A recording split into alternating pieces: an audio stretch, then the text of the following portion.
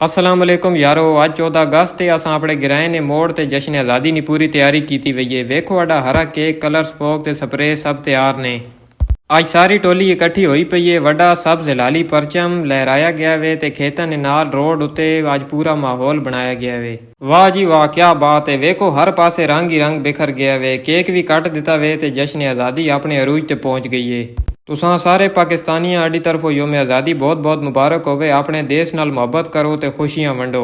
लड़कियां snow spray मार मार के सारे ने होलिया ही बिगाड़ देता वे। कोई अखियां साफ करे ना पाया तो कोई वाल। बड़ा ही मजा आना पाया। फुल रोला रप्पा ते शुगल मेला लगा पाया। आज हुण आ गई केक खाने नी वारी। अडे दिलावेज बिरा केक अपने हथा विच नपा व्या ते हुण ओ सारियां वारी वारी अपने हथा नाल केक खवा रहा वे। ई होना वे यारा दोस्तां नाल प्यार। सब ने चेहरियां नी खुशी चेक करो।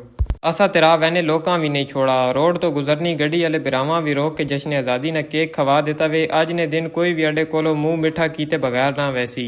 यारा दोस्तां नाल असल रौनक होनी है। चस आ गई अज नी पार्टी नी। उम्मीद है तुसां अड्डा ही देसी जिहा आज़ादी ने जश्न पसंद आया। उसी वीडियो लाइक मारो ते अपने दोस्तां नाल शेयर करो। मिलने अगली वीडियो विच।